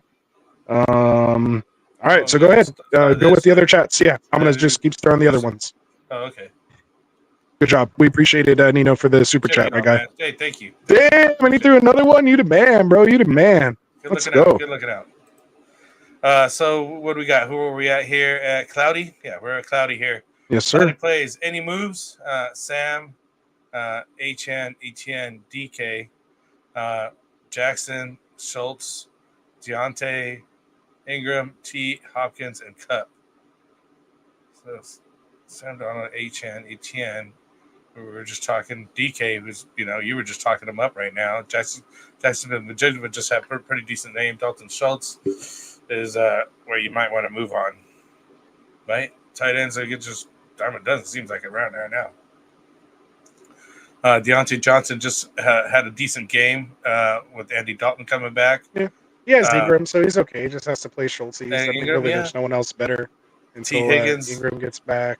Situation. Yeah, coming back. Hopkins, we just literally mentioned him earlier. He's coming back, and Cooper Kupp, he's injured, so you can hold on to him. JSN. I mean, you'd like to have a better quarterback, but I think Sam's a nice, discount quarterback, so to speak. You just have to hope ETN gets back. I love DK. He was one of my risers that I mentioned. HN can win you any week, doesn't matter. Maybe split JSN and DK, like if JSN has another big game. I hate to hold both of those guys, so maybe find the Geno Smith owner, try to trade him off. So I would just kind of look to split that up, and then if you can maybe get anything for Kupp, maybe do it. But if not, hold on to him. He didn't go on IR, so he'll come back and be relevant, especially if Coop is missing extended time. 6 to 8 weeks is what they were saying. So yeah, that's what I would say. That looks pretty decent, though. Looks pretty decent. Yeah, before you bring up the next comment, I just want to say Kazakhstan. I really appreciate it, man. But yeah, my mic just went out this time. I swear, normally our audio is usually good. And with these super chats that you guys are generously sending our way, I will be getting a new mic for you guys, so you'll be able to hear me. So try to get that done. I'm not sure what's going on with this thing, but we'll have it donate. Yeah, we'll have it donate to Anthony's new mic fund over here going in super chat. So there we go. We appreciate you mentioning and sticking through it, man. Sorry, guys, but technical issues are technical issues that happen. Kind of stay back here. Yeah. It helps a little bit for the back. It's like when you get a little louder, it's when it pops. Get excited over here. It pops. Yeah, it pops on you. So FS Season saying, do you think Mike takes over as the number 2 as the season progresses, or does Lazard keep that role? I think Lazard will keep that role. I mean, knowing Aaron Rodgers and what he's done in the past, dude, that dude's like kind of sticks to his guys. Like if he likes a guy, he starts peppering him. Like literally, I've seen it his whole career. He's like, even in just specific games, for example, have like one guy was always just like 5 targets, and then next week we're like, we're picking that guy up, and then he starts throwing to some other guy, and he has that chemistry for that game, and that's the guy he peppers all that game. Having that come with him from Green Bay over here to the Jets, I'm really liking. I think that Lazard will be wide receiver 3 material going forward, and stay in that number 2 spot there for the Jets. Right behind George Pickens. Comes down to trust. He trusts Lazard. Maybe he'll earn that chemistry with Mike because Mike, he is a deep ball guy. Like he's a big body. He'll get jump balls. Like there's a time and a place. Like there might be a week you're like, oh man, that's him. But I think Lazard's going to get more of the designed, stuff in the red zone, that kind of stuff that we saw. They had that. Remember, it was just like a little audible. Like everybody else was running a whole different play. He like winked at him and shook his head and did some kind of nod. Right? Yeah, and they just ran like a quick little wide receiver screen. Lazard at 6'4" just put a little deke on him and scored from like 6 yards out or whatever it was. So that's the kind of stuff that's the play we're gonna do. Let's go. Yeah. So I love it, man. That's the kind of football I love, man. So there you go. What's the next one? Let's get through these things. Dragonheart 325. Talking about Trey Tucker, number 1 ad this week. Yeah, like I said, I didn't mention any Raiders going up against Carolina. this week. I'm not drinking that Kool-Aid. Maybe he does a little more. He's a best ball guy to me. He's a best Daily ball, fantasy. daily fantasy type guy they can throw in there. That's potentially catch a nice long touchdown. Did have quite a bit of targets this week, but yeah, I'm not chasing those points. So Yeah, that's. I mean, I don't even want Adams, who's clearly better than him and Myers, and he did nothing this week, and those two went off. So I mean, I'm not. Yeah, Again, that's more daily fantasy stuff. You're not going to put them in your lineups on a weekly basis and consider that a consistent probably why Antonio Pierce pulled his ass.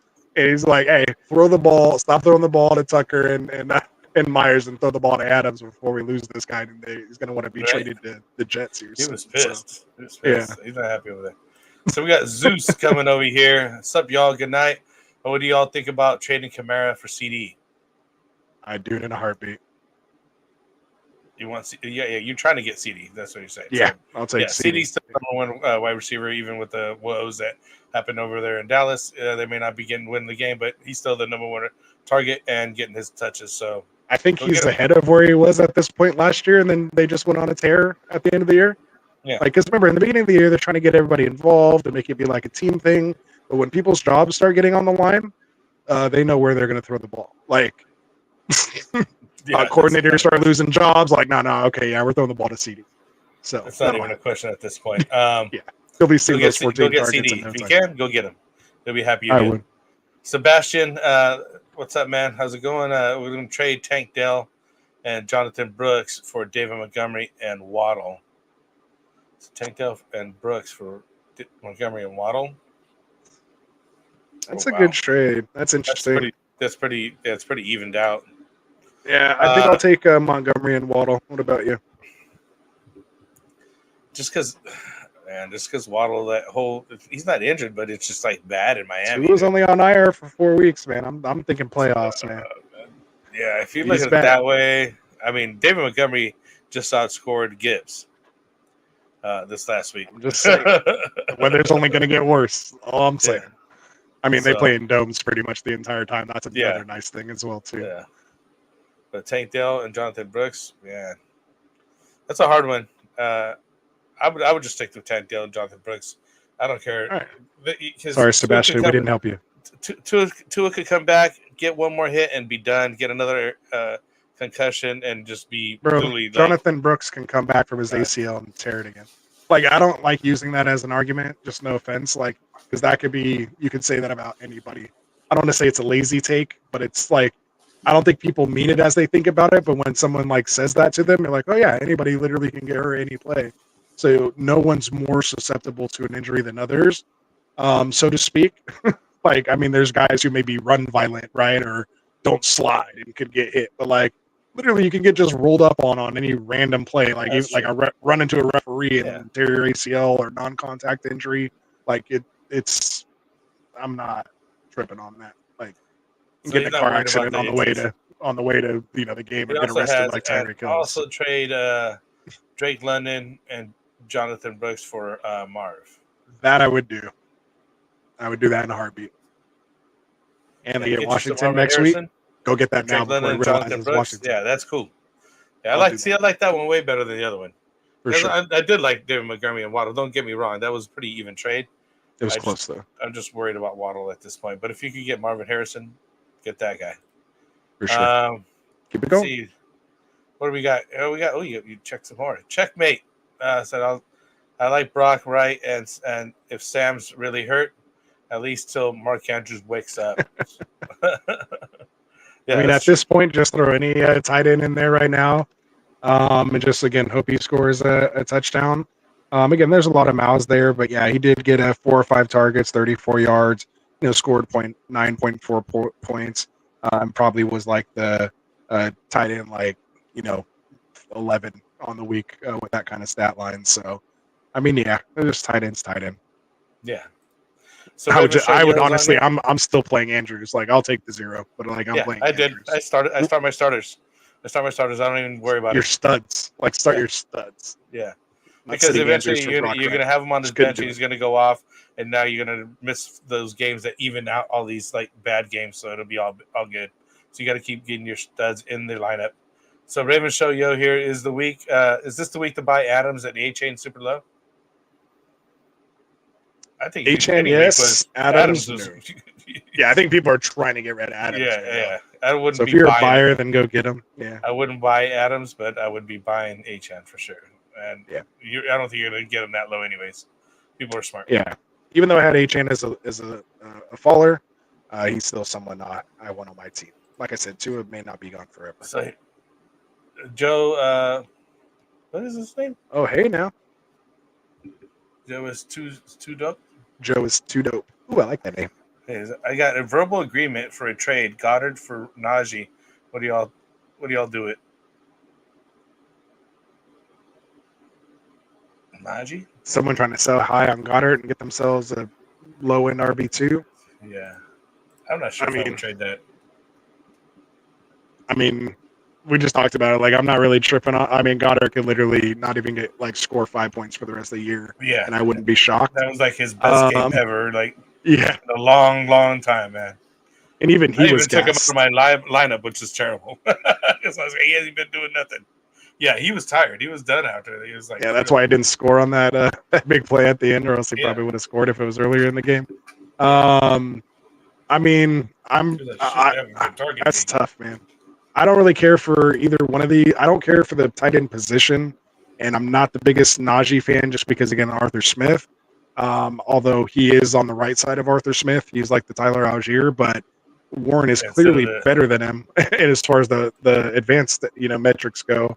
So it's just a backfield I'm trying to stay away from. Plus, with Fields being a running quarterback there too. I mean, I just think you could get somebody better than whichever Goddard. you want. Yeah, I'm just like whichever way you want. Goddard, good week. I don't think that's a good option for you. Yeah, I don't think that's just the smart play as far as just the game goes. I don't think you want to buy high like that, so to speak. So yeah. If you wanted Goddard, you could have just drafted him well before you drafted Najee. That's how I look at it. He might have been on a waiver wire here even. Sebastian here, trade London and Jonathan Brooks for Marvin Harrison. I think we talked about that, right? Oh, yeah. Yeah. Scroll down. And we're down here at Fade the Noise. Drop Warren for Irving, Braden Allen, or hold. He's hurt right now. I would go for Bucky Irving or Braden Allen. Yeah, either one or. of those. I'd put bids on both or claim both. Yeah. So I would drop them. Yeah, I would drop for these two guys. They're having better opportunities on both of their teams.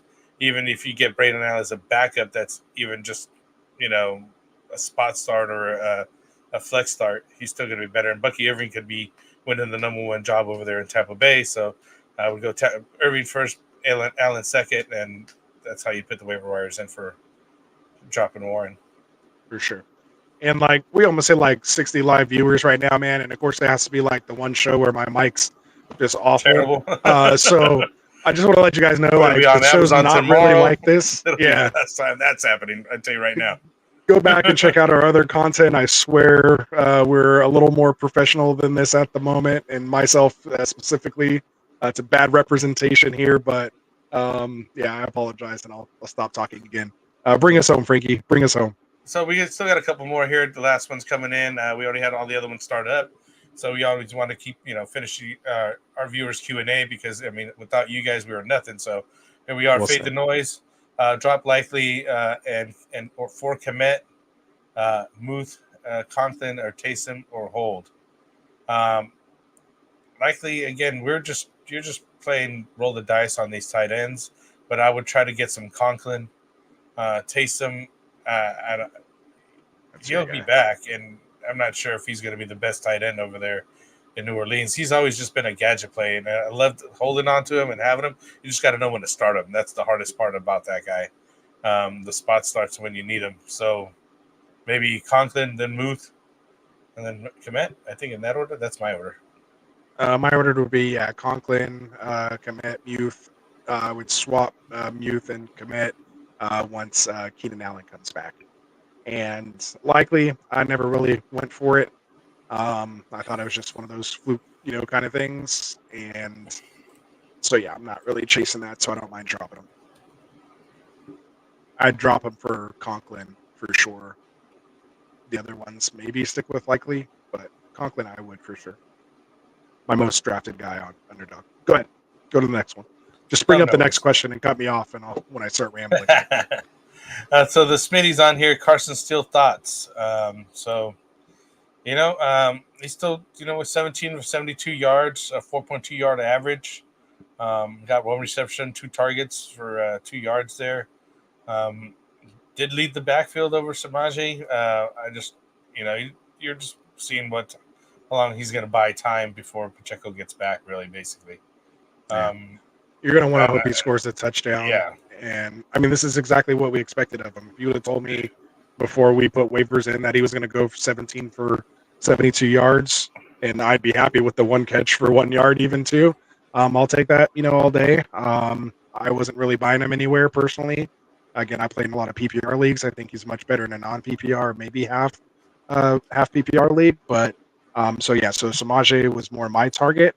Yeah, I was on more Samaje as well, but more of a flex spot start. If anything, I wouldn't just put him in there to, hold you on your spot unless that's who you got, right?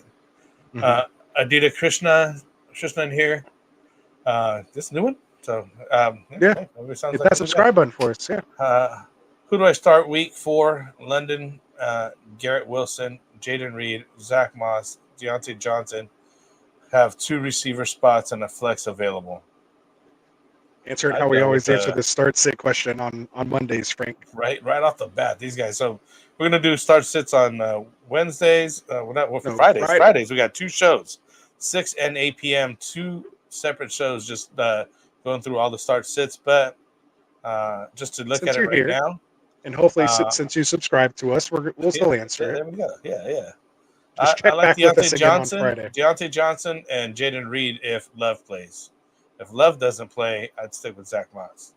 But he has to have 2 receivers in spot flex. So, Garrett Wilson. So, start 3. At least 2 of them have to be wide receivers. I'm going all, I'm going all 3 receivers. I'm going London, Garrett Wilson, and Jalen Reed. That's just me. He's going for all 3. So get the wide receivers. Carolina playing the Bears next week. They got a really, really good defense, really good secondary. So, I'll hold your horses on Carolina, guys. There you go. The Smitty's coming in. How much does the trade value do I have with Goddard? If you're trying to trade Goddard away for Najee, then I would take Najee. I think that's what he was asking earlier. The way he wrote it last time sounded like he was the one getting Goddard. That was somebody else. Though. Oh, wasn't the Smitty that asked that? Okay, I thought he asked it. That's somebody else getting those trades for those people. Same people. Yeah. Same trade talks happening. So, Smitty, depends on your league. Like, you're going to know better than us. Like, what is your league value tight ends?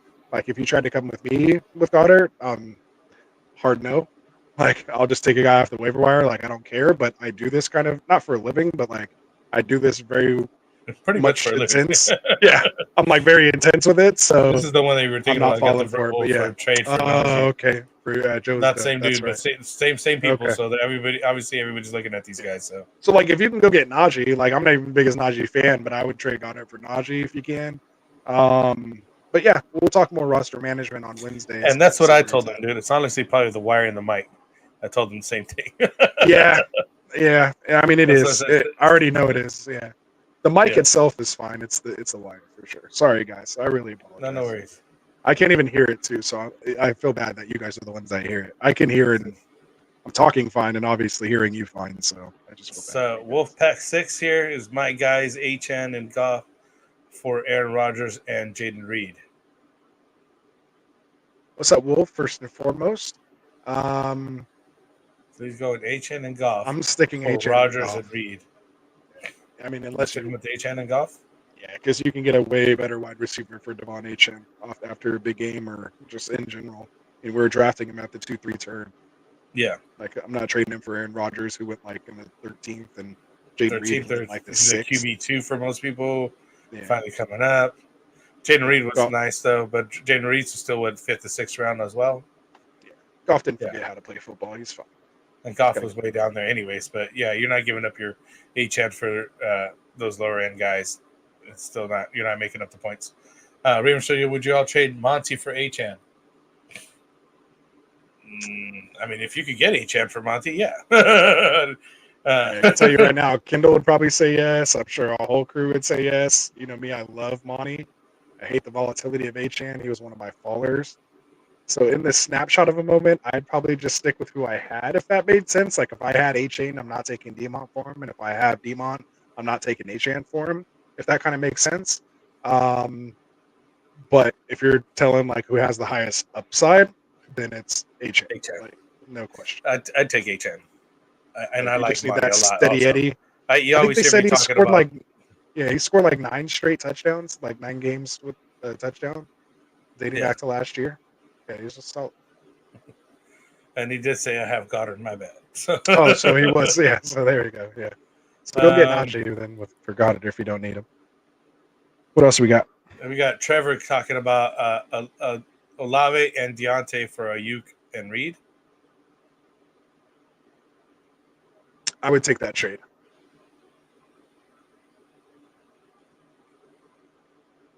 I just think Ayuk and Reed, talent-wise, are fairly close to Deontay and Olave, but like these guys are in way better offenses, attached to better quarterbacks, and once Ayuk gets his shit together and Love comes back, I think this duo will outscore that duo by end of season. I do feel that once Love comes back, Reed will definitely bounce above these two, Olave and Deontay characters. Hopefully, Ayuk does get his stuff together, and you would be getting the highest score duo out of those two as well. Brandman, time to bench Jacobs? Depends on who you have. He's been flexing, but he's been disappointing. So, if you could flex him, that means you have probably some other guy that you can flex in his spot. So, I would be doing that. Yeah, or like if you can get a wide receiver, in that flex spot instead. If you're in full PPR, then you might have a little more upside there. But yeah, it would just depend on your build and your team. So yeah, let us know. So really quick, we're finishing up. Thanks, guys, on that one. You're welcome. Adida sure. Christian. We got Raymond Shoyo tight end market is hell right now. That's what we've been talking about. We should just not, fell for the trap. It was a trap, man. We fell into it and started drafting these tight ends too high. Chandler Constantino. What's up, man? How's it going? Trade Carr, Mostert, or Jennings, and Ertz for Stroud and Andrews PPR. Yes. Trade Carr, Mostert, and Juwan Jennings, and Ertz. That's 4 players for Stroud and Andrews. Yep. I'm doing that in 10-team leagues. I'm doing that in 12-team leagues. I'm doing that for sure in 14-team leagues. Maybe not 14 because you need a little bit more depth at 14, but yeah. You like Stroud a lot then because Andrews has been doing goose eggs lately. So yeah, but you're buying low. Like the thought is he's going to regress to the mean. Like, yeah, he's going to be. Think about what you thought. This is as low as he's going to be. It can't get any worse, right? He wouldn't be tradable if he was producing at the. Exactly. You wouldn't be able to get the guy. He wouldn't even be available, especially with the way the tight end position's going. And Juwan Jennings just happens to get started. You could get better. Debo will be back. Yeah, Debo's coming back. Seems to be back. You maybe get Kittle back at some point. Right. He'll just fade into nothingness. Ertz, he'll just go back to being third and Juwan. Like when we need a big play at a timely time, like that's the guy. He was our best player in the Super Bowl. When you think about it, he threw a touchdown pass and caught a touchdown pass. He was the only one that came to play that day. That even did anything, right? The ball everywhere. Debo getting hurt. Terry R. Houston DSC versus Jacksonville. Is that the play? Might be. The way the Jags are looking right now, they're just another guys over there, basically. Yeah, Anthony used to do a lot of just waiver wire guys on the defense. Stream my defense for sure. Just stream the defenses. So sometimes I did that against you this week. I streamed Green Bay. See, look, got me 21 points. Terrible. So yeah, it's doable, man. Go get your guy. And Clark Donaldson here. I'm in a 12-man dynasty, and I'm tanking this year. Let's go. Can I look to move Zach Moss and Monty to for next year? Oh, so he wants to move them for next year. Who can I look to move those guys? So I'm going to answer this way because there's no way. There's so many different variables and options on this. But our boy Phil Reskin on Wednesday is going to be doing our Dynasty show, Dynasty trade talk. So this is a perfect question to come back. Make sure you get in the description and go subscribe to his channel. turn those notifications on when he goes live at, I believe, 6 p.m. on Wednesday. No. So he's adding a Wednesday show. So he's doing Dynasty Wednesdays and then doing his DFS props on Thursdays now. So he's adding a second show. So he's going to get into these type of Dynasty trades and outlooks throughout the year. So yeah, make sure you go subscribe to his channel and bring that to him, and he will go in full depth. Especially if you add him on Sleeper and give him the question now, he'll prep for it and have a whole breakdown for you on Wednesday. So it also helps to to do here. hit him up with the rest of your team so he knows what Exactly. you have. You guys can go back and forth, get some screenshots. He'll talk it out with you, and then present the whole thing for everyone else. So check out links in the description. Link up with him. Not that we don't want to answer it, but it's just we want to give you a more concise answer, a better answer. Yeah, we don't want to just give you a half-ass answer. Yeah. Bronman don't want to say it, but I have had Monty on the bench for 3 weeks. Right, that happens. I mean, maybe he's your third running back at this point. On that note, though, try to turn them into young wide receivers if you can. Like, even if you have to kind of take a shot, money for Brian Thomas Jr., something like that. Like, you're not getting Neighbors or anyone like that, but maybe BTJ. Might be Coleman, you never know. Someone else. I say always shoot high and then settle for less. Of course. You never know what someone say. Yeah. He said, now you see why Jacobs has been disappointed. I leaned on volume and the fact that Jacobs has the only running back getting carried. Big RIP. So yeah, should have put in money, man. It's kind of tough. People have bad weeks, so you can't just woe is me after just one down week. Even in a good matchup, it happens to the best of us. So yeah, just remember, fantasy is a numbers game. Play out the numbers. It's not until we're in the playoffs when that 1 week matters, right? When it's winner go home, that's when it matters. For right now, you're trying to just make the best decisions with the information you have to put points on the lineup, and then just leave it up to the fantasy gods, from there. But just have the right process going into it is important. Understand what you're doing, what you're chasing, what your outlook is, and if it meets the build that you're looking for as far as, how your team is, put together and what you're starting each week, that's what you want to focus on. The process, the results are going to be the results no matter, what happens. So, my son had the choice between Amari Cooper or Juwan Jennings. I told him Cooper.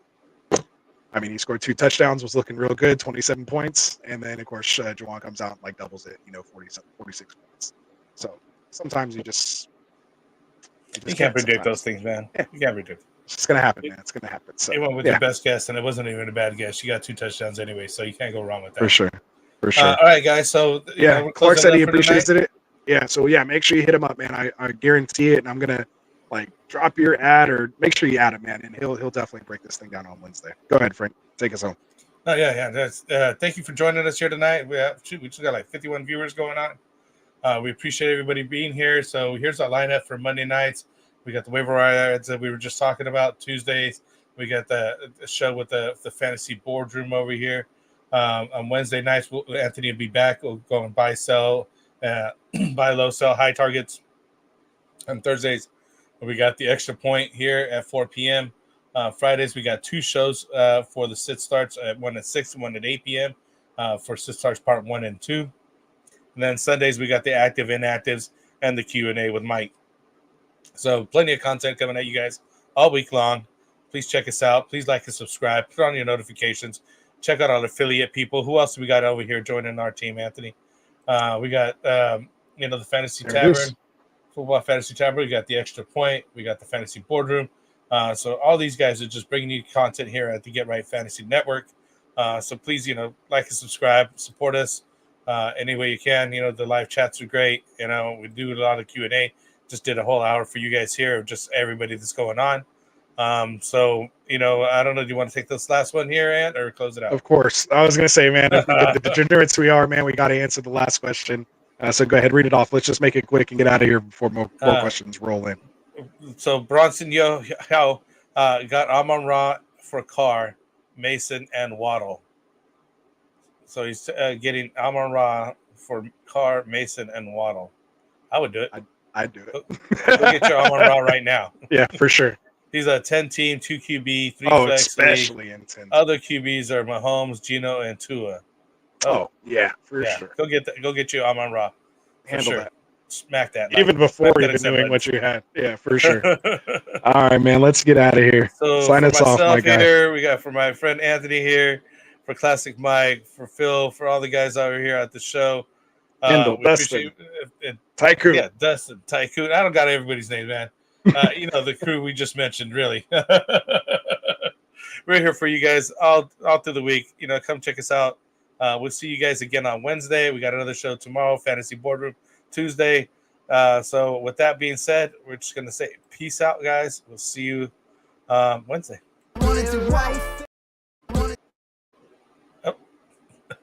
I was producing. Wanted to wife fantasy is the play. Marking nothing, but I tune in every Friday. Strategies provided.